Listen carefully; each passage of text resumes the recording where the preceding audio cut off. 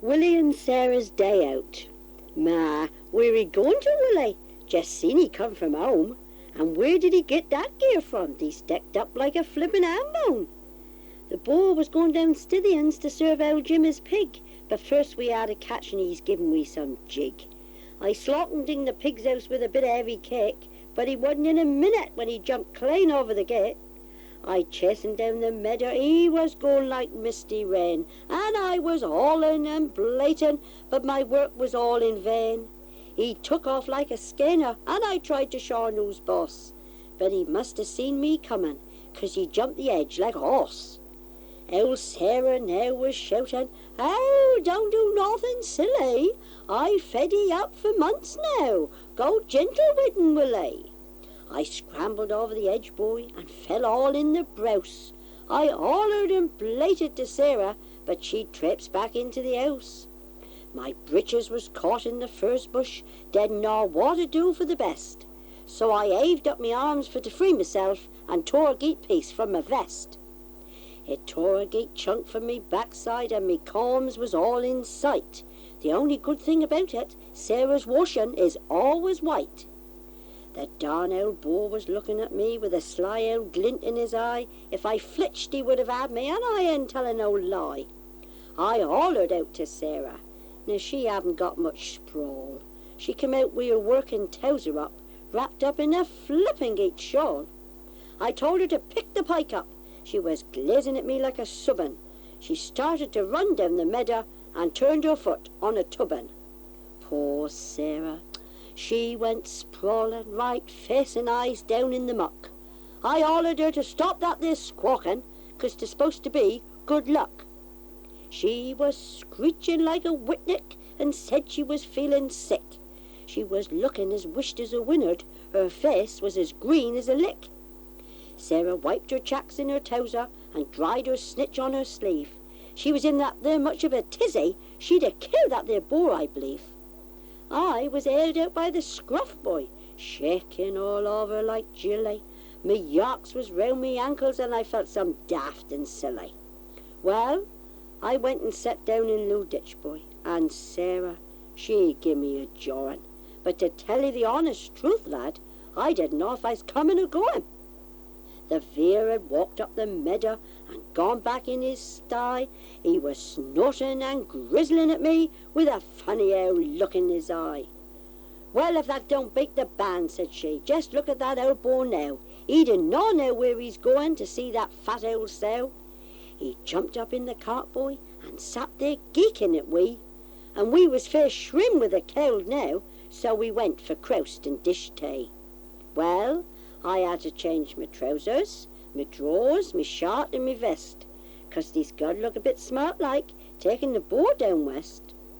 Sarah changed her shimmy and put up a clean apron too, and she had a darn her stockings and her legs was black and blue.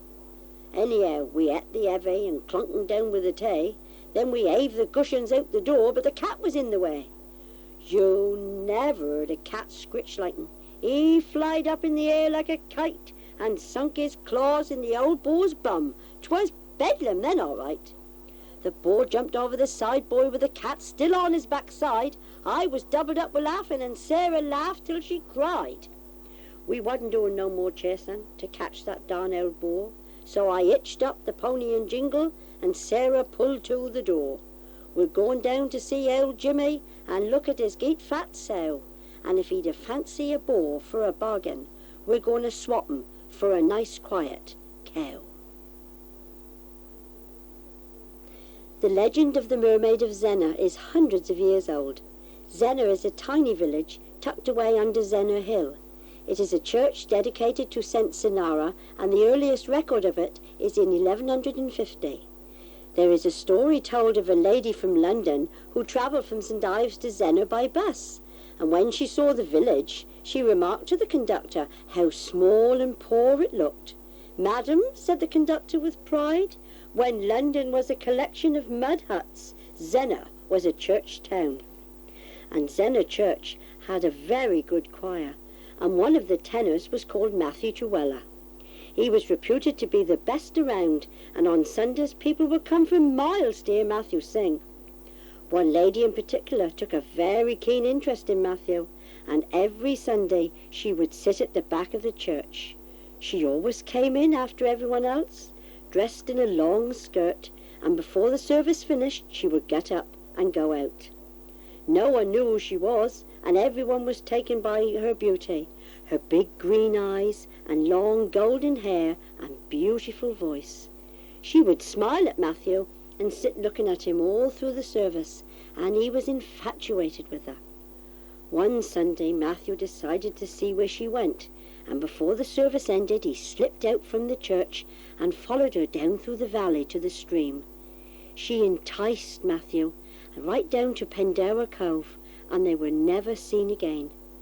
Poor Matthew's mother was heartbroken, and everyone searched the cliffs and coves round for him, but no clue as to his whereabouts was ever found.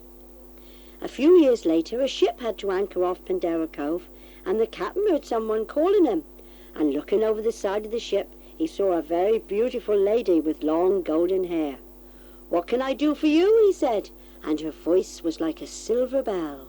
"Please move your anchor, for I cannot get in to my husband and children. It is blocking the door." "Who's your husband?" asked the captain. "Matthew Truella," said the mermaid, and disappeared under the waves. The captain pulled up the anchor and went to Penzance to tell everyone that Matthew Truella had married a mermaid and was living under the sea at Pendower Cove. It is said on quiet nights, when the wind is in the right direction, you can hear Matthew and his wife singing together.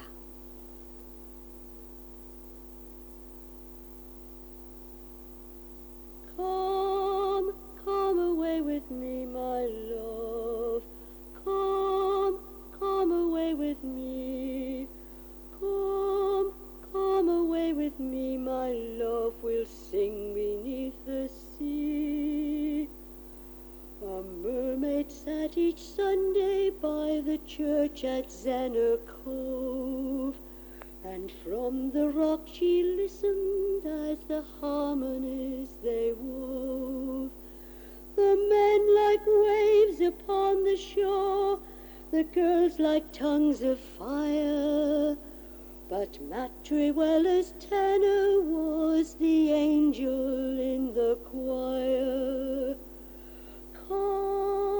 Come away with me, my love. Come away with me. Come away with me, my love. We'll sing beneath the sea. And then one Sunday as he sang so firm and clear and high, he heard a voice so beautiful that he was moved to cry, and all the congregation stilled to hear the sound so pure. The lady from the ocean, the young man from the shore. Come away with me, my love. Come away with me. Come away with me, my love. We'll sing beneath the sea. And every Sunday morning they would sing like silver stream. "Now stop," the rector told them, "your singing does blaspheme." The bishop from his mighty throne in Truro struck his rod and uttered this pronouncement, "You break the laws of God." Come away with me, my love. Come away with me. Come away with me, my love. We'll sing beneath the sea. Matt left the church and joined the maid. They sang with voices free, and hand in hand they crossed the shore and swam off out to sea. And even now on moonlit nights from Gurnard's Head along, you still can hear the echo of the lovers and their song. Come, come away with me, my love. Come, come away with me. Come, come away with me, my love. We'll sing beneath the sea. Come, come away with me, my love. Come, come away with me. Come, come away with me, my love. We'll sing beneath the sea.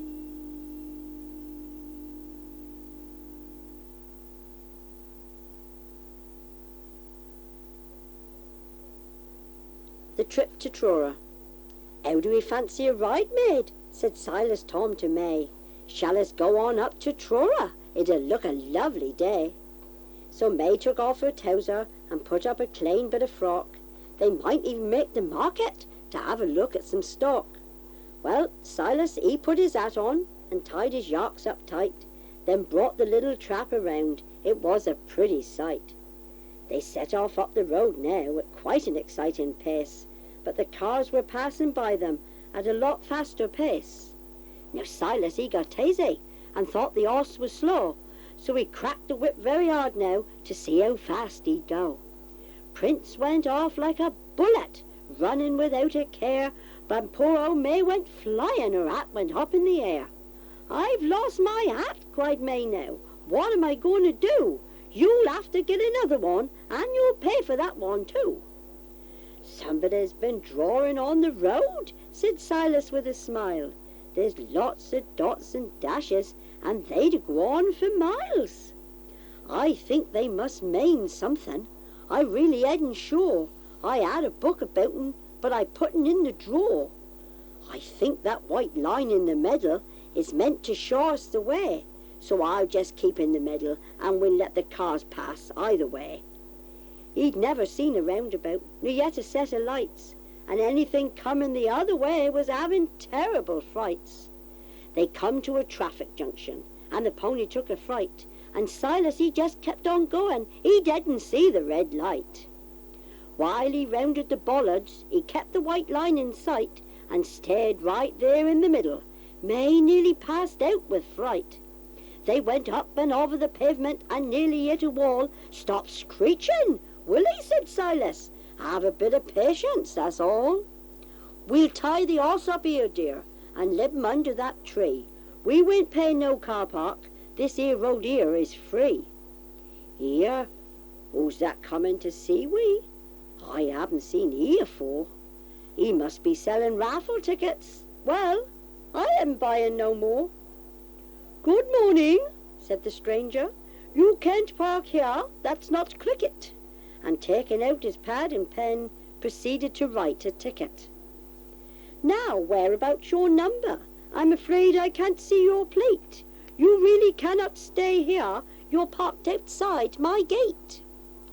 Well, that's hard lines, said Silas. We're only here for the day, and when he's finished eating the tree, he'll move up out of the way. And we don't want no raffles. We don't want to take the chance. Last time we won 2 chickens down to the village dance, and they wasn't very good then. We had to eat them both with stew. So if you'll beg our pardons, we'll say good day to you. I think we'll go back home now. I've had enough of frights, and I don't like the look of that fella. His face is gone some white. So Silas unhitched the pony and drove home without any fuss. But as May told him on the way home, next week she's going by bus.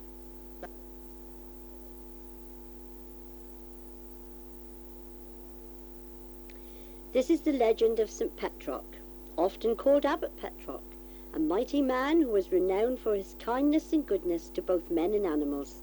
He founded many churches all over North Cornwall and monasteries at Bodmin and Padstow. He was born a prince, the son of a Welsh king, but the call of the church was stronger than the desire to rule over his people. He left Wales to come to Cornwall, and his ministry here did more to teach Christianity to the Cornish than any other single saint. He had a marvellous way with animals, and for his watchdog he tamed a wild wolf who would watch over Petroc when he slept in his cell. People have told many stories of the miracles that the saint performed, and one of them is when Cornwall was inhabited by fierce dragons. One particular dragon was ravaging the Cornish countryside, killing and eating animals and terrifying the people. The people implored St. Petroc to help, and through prayer he quelled the great beast. Then he bound it with his belt and led it to the sea, where it swam away. St. Petroc had his cell at Nant's Venton, which means the fountain in the valley, and is now called Little Petroc. One day when he was at prayer in his cell, he heard the sound of hunting horns and of an animal crashing through the undergrowth. Then a young fawn sprang out before him and stood shaking with terror. Petroc stood in front of the fawn and waited for the huntsmen to appear. And when they did, there were 4 of them on horses, a pack of savage hounds, and bringing up the rear was Constantine, a prince who lived in the area and was very fierce, very stubborn, and a very angry man. When the huntsmen saw the holy saint with the fawn, they called their dogs off and would have ridden off, but Constantine was in a rage. "Give up our prize," he shouted at the saint. "Don't you know who I am?" "Of course I know, but I'm not giving up this little animal," said Petroc.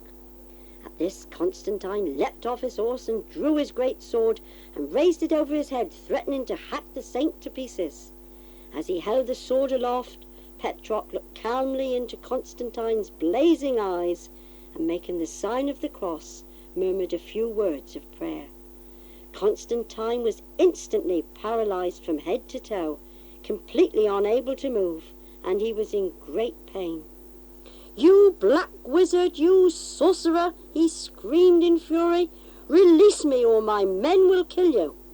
But his men were terrified, and seeing the almighty power Petroc had invoked, started to make excuses for Constantine. "Forgive him, Lord Petroc, for he's been a good master to us, and he's just got a very bad temper. We'll calm him down, just let him go." But Petroc was not hearing any of that. "I will release you, Constantine, but you must promise me one thing. You must give up your warlike ways and your fighting, and you must become a Christian." Totally exhausted and in agony of pain, Constantine agreed, and he was immediately released from his pain. "You are asking me to give up all my riches, my rich foods, my fighting, my homes, to become a poor humble monk. But, with your help, great saint, I think I will do it."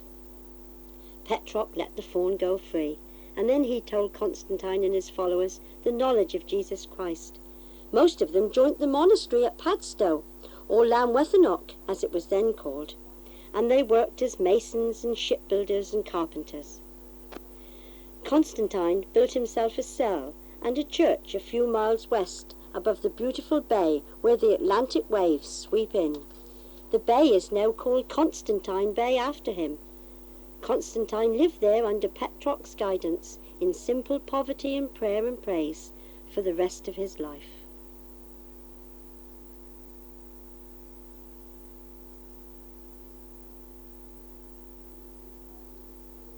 Here we come in shining ray, shopping merry eye, all aboard the baby train, shopping at St.Ives. Starlings on the chimney pot and gulls upon the sea. All this way to Carbis Bay, and that's the place for me.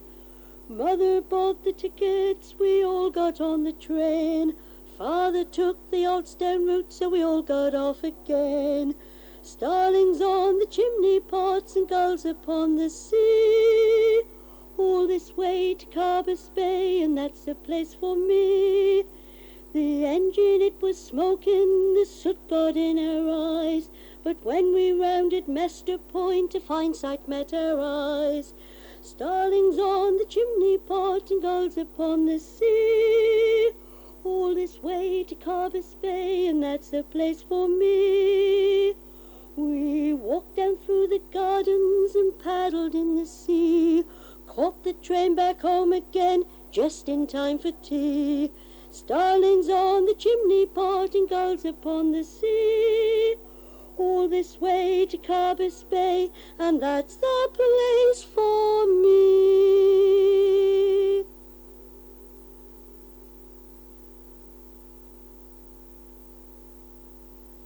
The Settee. Now Liza was a woman who'd like to have her way, and she and Fred decided to go shopping, Truro way. She thought she'd like a new settee, or maybe a three-piece suite, but she didn't like the one she'd seen in the window up the street. Next door it had a new one, and so had Fred his niece, and since she'd been and seen them, he hadn't had no peace. "This old thing's done," said Liza, as she plunked down on the settle. "I've made my mind up, feyther. Guston, put on the kittle. We'll have a dish of tea now and a bit of heavy cake, but sitting on this here settee to make my back some ache. That one that she next door got is handsome to the touch, and if she can have one, so can we. It won't cost very much." "How much is very much, then?" said Freddie, rubbing his chin. "I don't want to know exactly, for I'd let any three-piece in. If you to go up to the sale rooms, you can get one for 5 shillin', and I'll cotton home in me barra next Tuesday, if God's willing. I don't want no second-hand gear. I've had enough of that. I'm going on the train to Truro and wearing me bit of best hat." "Well, I ain't going on no train," said he, "and I can tell you that. You can ride in the pony and trap and hang on to your hat. What do we think we're made of? Money don't grow on trees. We've had to work hard for our living. You've been scribbling on your hands and your knees. I don't mind a bit of new, but I ain't wasting no money, and they up there in they shops are like bees round a pot of honey." So Liza put the kettle on to sort of clear the air, and then their next-door neighbour come in and sat down on the chair. "What's wrong with thee and Johnny? Thee's looking bread and mazed. Fell out with Mrs. have he? I haven't seen her for days." "Well, no, I haven't exactly, but things ain't very sweet, 'cause I'd a like to have 40 winks after I've had my mate. I'd a like to put my feet up and listen to the news, then smoke a pipe of bacca in my chair before I'd a snooze. Now you can set down there nowhere, as don't sit down on that, that's sweet that costs some money, and don't stand on that mat. I had a bit of comfort in that old brown armchair. I could smoke a pipe of bacca and nobody would care. Now all we do is look at 'en and set on 'en on Sundays. But what am I supposed to do on Tuesdays, Wednesdays and Mondays? I set out in the old back kitchen on that hard old varnished chair, and when I'd a moan about 'en, she just don't seem to care. I wish I could send the darn thing back and get ours back from the dump. At least then when you set by the fire, your wife didn't get the hump." "That's settled it," said Freddie. "We ain't having no new. I'd like a bit of comfort, and I'd feel the same as you. We can pull the settee up here and warm up by the fire. I can put my feet on the fender and poke away at the fire. Hurry, hearken to me, Liza. You heard just what he said. If a man can't have no comfort, he might just as well be dead." "You're right, my love," said Liza. "'Tis only an old bit of foam. We'll just keep what we've got here, dear. We've a lovely, comfortable home."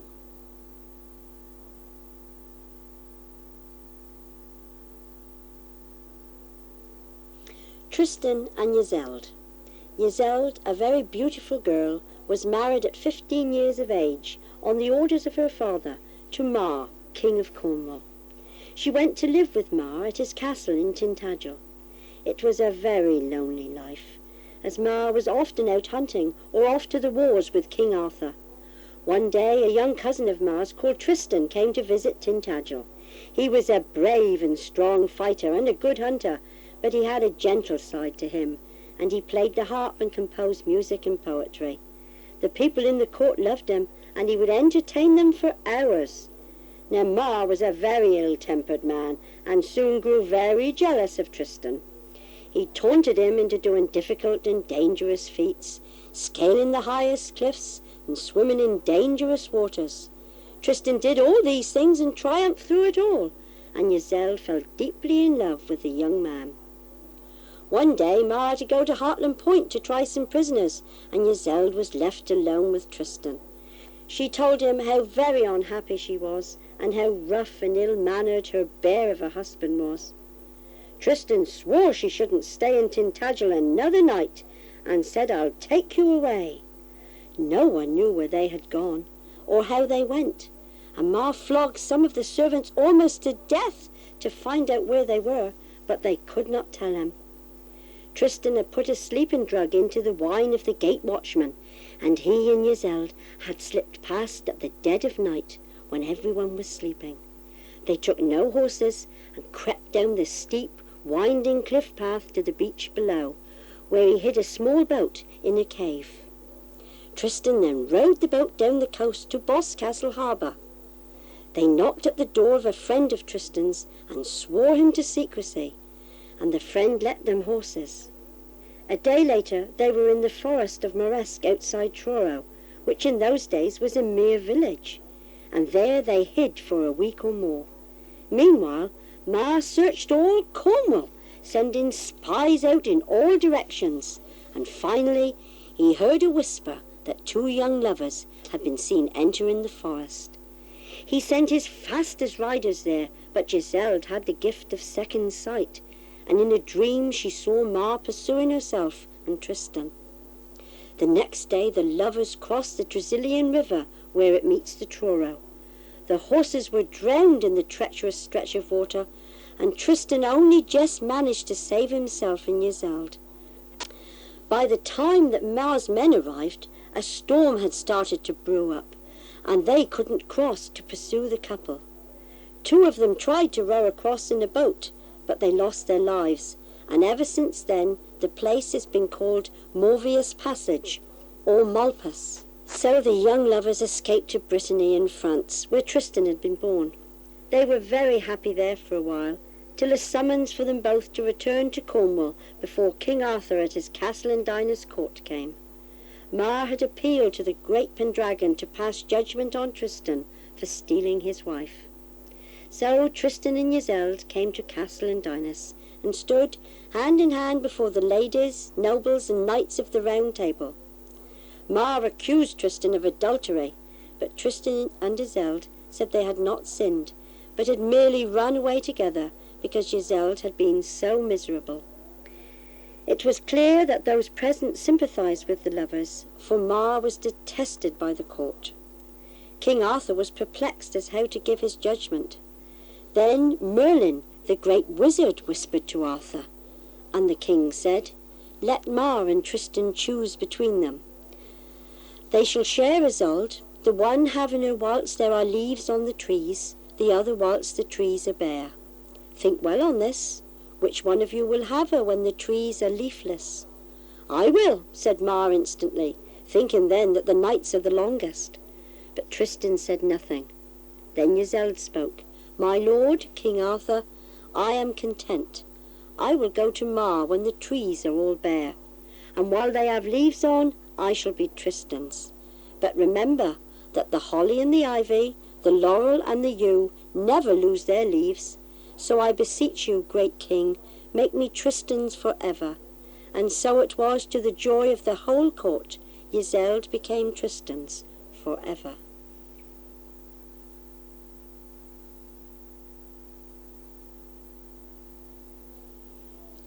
My sweetheart, come along, don't you hear the sweet song? The sweet notes of the nightingale flow. Don't you hear the fond tale of the sweet nightingale, as she sings in the valleys below? As she sings in the valleys below. Pretty Betty, don't fail, for I'll carry your pail safe home to your cot as we go. You shall hear the fond tale of the sweet nightingale, as she sings in the valleys below. As she sings in the valleys below.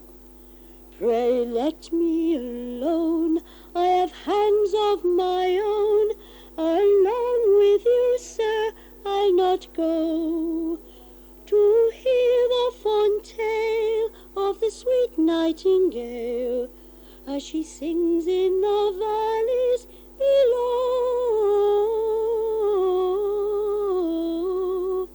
as she sings in the valleys below. Pray sit yourself down with me on the ground, on the bank where the primroses grow. You shall hear the fond tale of the sweet nightingale, as she sings in the valleys below, as she sings in the valleys below. The couple agreed and were married with speed, and soon to the church they did go. No more she's afraid for to walk in the shade, nor to sit in the valleys below,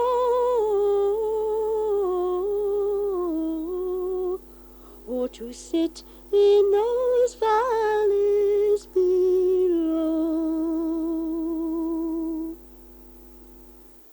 Spring cleaning. Don't you sit there, Charlie. You'll have to move today. I'm starting the spring cleaning, and you are in the way. I gotta do the cleaning, so don't you sit down there. I'm moving all the furniture, and I'm going to clean the chair. I want to scrub the planching and clean out in the spence. I bought some staining for the walls. I got 'em for 18p. You carve the settle over there. Now don't ye start to squirm. Be careful how you move 'em, 'cause the thing is full of worm. I hope he don't fall to pieces, 'cause we can't afford no new. I'll give him a coat of varnish, and that'll have to do.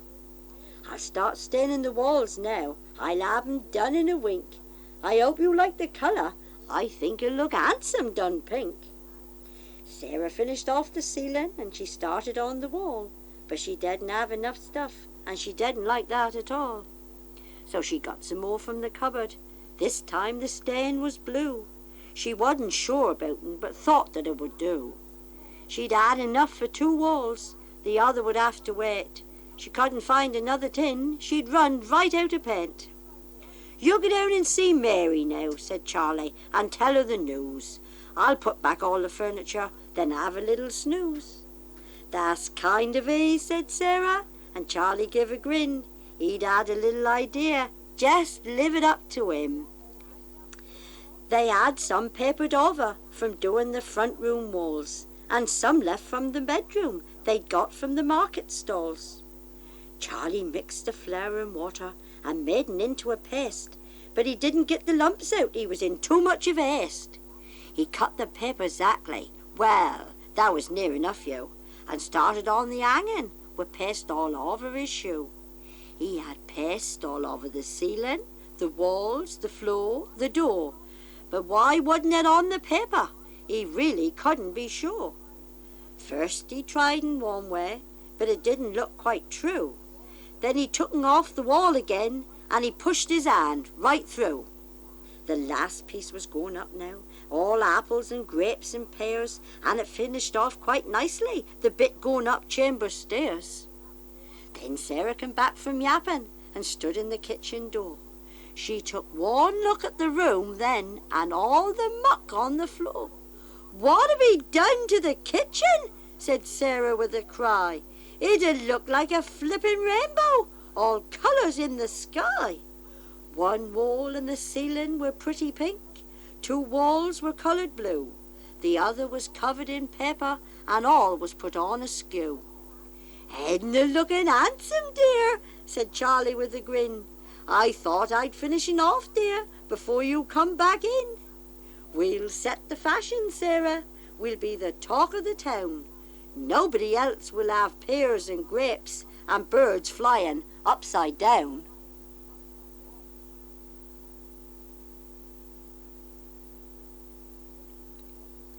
This is the legend of the giants Cormoran and Camelian. They lived, as we are told by the old writers, in the Land's End and Mounts Bay areas, and built the mount, now called St. Michael's Mount. Cormoran was as tall as a mine stack, but very lazy. His wife Camelian was as tall as a cliff, and as strong as 20 horses, but she was bullied by her husband and treated like a slave. The giants built the mount using granite rocks of square shape, which they found inland on the moors of Penmarth. Now the old name in Cornish for St. Michael's Mount is Carrick Loshing Cos, meaning the grey rock in the wood. And in the time of the giants, the mount was actually 6 miles inland in the middle of a thick forest. All the other giants in Cornwall lived on their own hills, and Cormoran wanted to build a mountain of the granite. But after several weeks of hard work, fetching and carrying the boulders, he became less keen and took to sleeping after his dinner instead of working. He had a terrific appetite and would eat barrels of pilchards or a whole cow or a couple of sheep which he'd grabbed from a poor farmer. When he'd finished his meal, you could hear him snoring like thunder and whistling like a hurricane, and his poor wife Camelian had to traipse to and from the moors with the granite boulders in her apron. Now her leather apron was made from the hides of 10 bulls and was very strong. One day she was feeling very tired and hot, and her husband was lying in the shade of the trees sleeping while she worked.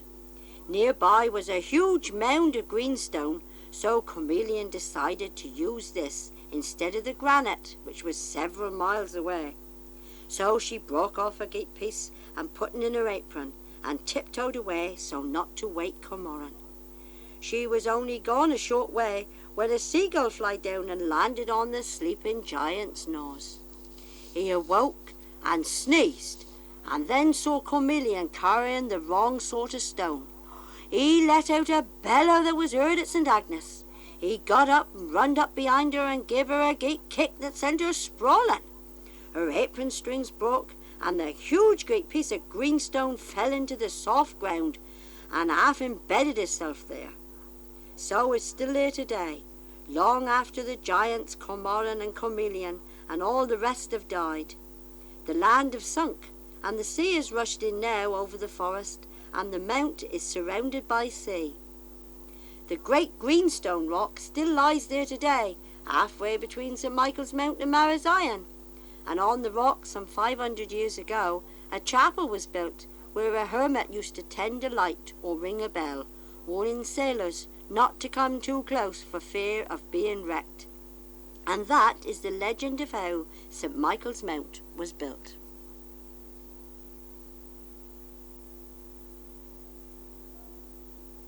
So now I'll sing to you. It's about a maiden fair I met the other evening in the corner of the square.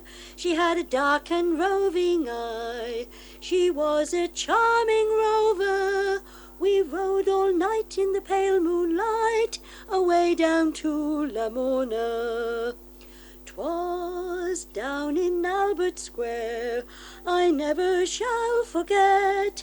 Her eyes did shine like diamonds, and the evening it was wet, wet, wet, and her hair hung down in curls.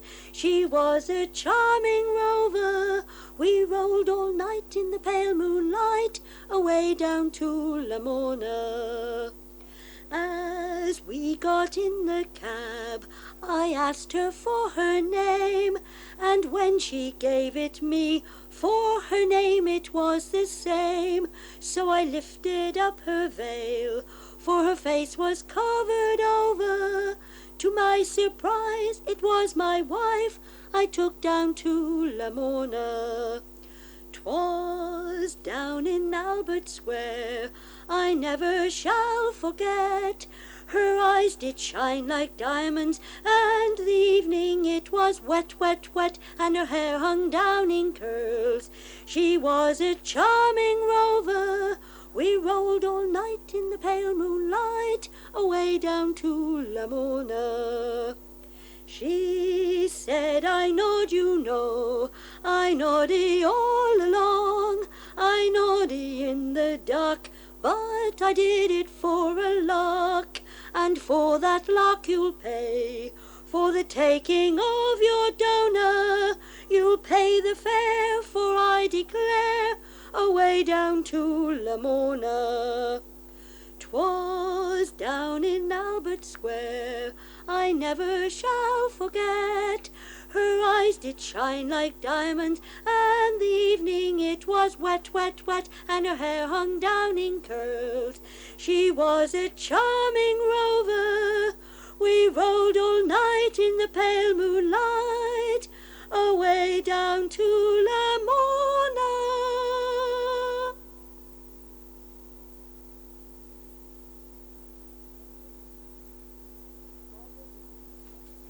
Mother's Mangle.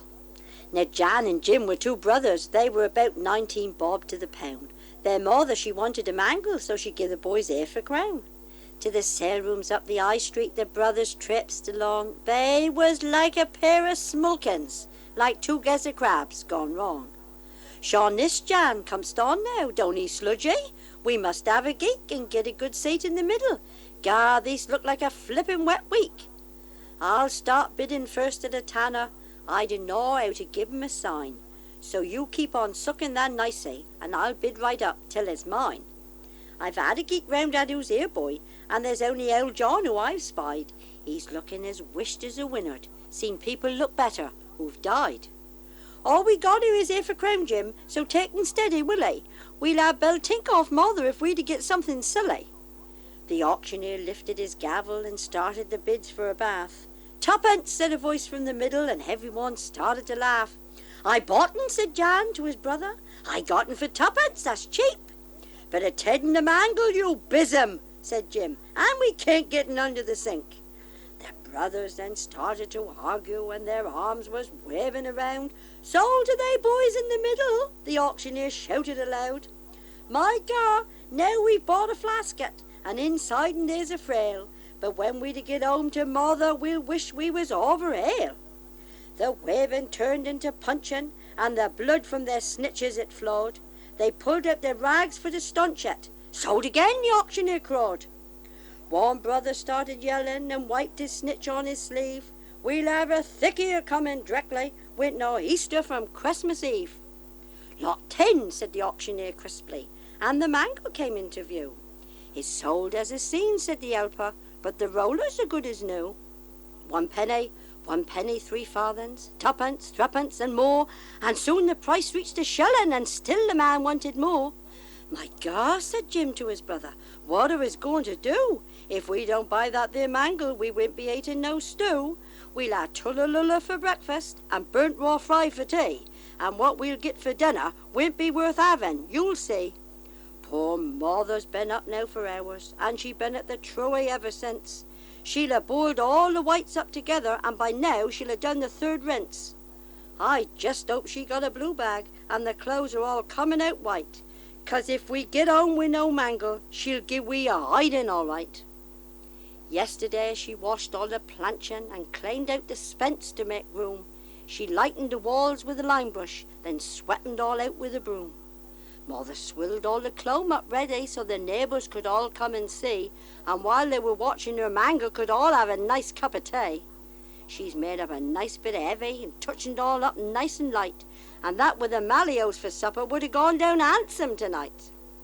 1 shilling and 3pence, 3 farthings. "A fortune," said Jan. "Still I'll tackle it. I'll go to 1 shilling and 2pence. I'll have 'em directly, I cackle it." 1 and a tanner, said Jim now, and the auctioneer uttered a sigh. "Oh, take the darn thing with thee quickly. My raw fry'll be on burning dry. I told ye I'd get in for mother. I told ye not to get down.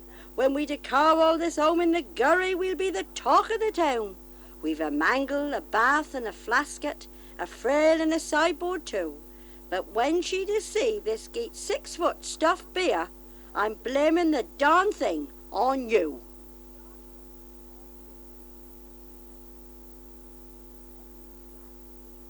The Legend of Jan Tregeagle takes us right across Cornwall from St. Petroc to Land's End. Now Tregeagle was evil. He killed 3 wives and his children and his sister. To keep him safe after his death, he bribed a load of monks to pray for him. And after his death, he was brought back in spirit form by a court of law to give evidence at a trial.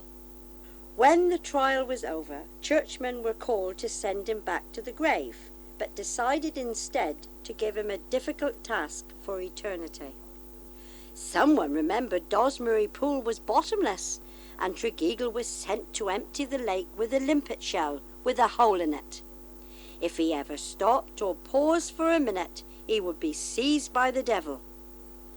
One night, several years later, a terrible storm arose and knocked the shell from Tregeagle's hand. With cries of terror he fled over Bodmin Moor till he saw Roach Rock. Now Roach Rock has got a little chapel on the top, and he shoved his head and shoulders through the window and terrified the hermit and the congregation who were inside. He remained there for weeks, and the monks from Bodmin were sent for, and eventually had Tregeagle taken by 2 saints to Padstow to make trusses and ropes of sand. Then, while he was there, he terrified the people of Padstow, and they all fled. Now St. Petroc was called, and he was moved by their plight, and he had Tregeagle led away to Ellerstown, now called Helstone. Now at that time, Helstone was a prosperous port, with ships coming in to take the tin from the mines at Bragg and Wendron. Tregeagle had to sweep the sand from Berripper across the low estuary to Porthleven, but the tides from Trewavas Head swept it back again. Now he upset the Porthleven fishermen, and they were very angry. One day, Tregeagle was carrying an enormous sack of sand when he tripped up, and he spilt the sand right across the mouth of the Low, and destroyed the harbour at Ellerstown, thus making Low Bar. The rage of the Helstonians was great, and with the aid of the priests, Tregeagle was once again bound up and sent away to sweep the sands, this time from Porthcurno Cove around the headland into Nangizzle Cove. And he is still there today, labouring at his task, and when you hear the wind soughing, it is really the moans of Jan Tregeagle.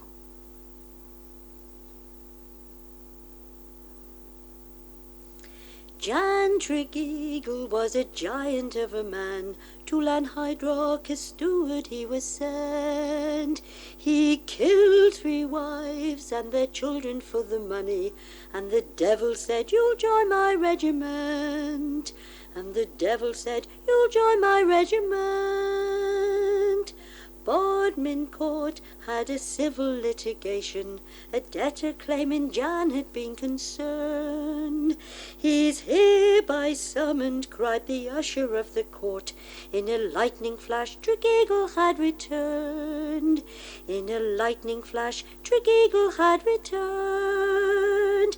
Pity me, poor Jan Tregeagle, cursed by those I serve so well, cursed to fight the storms forever, else to face the hordes of hell.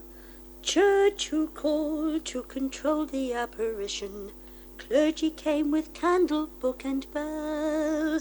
To Dosmary Pool they sent the evil steward, his task to drain the pool with just a shell. His task to drain the pool with just a shell. One mighty bound Jan flew across the lake to the chapel at Roach Rock where he could pray. He crashed his head and his shoulders through the window, and the congregation saw him dragged away. And the congregation saw him dragged away. Pity me, poor Jan Tregeagle, cursed by those I serve so well, cursed to fight the storms forever, else to face the hordes of hell. Then St. Petroc took a hand in the proceedings. To Berripper he took Jan to carry sand. In mighty sacks crossed the river to Porthleven, but he shed 1 sack to form the Low Bar strand. but he shed one sack to form the Lobar strand.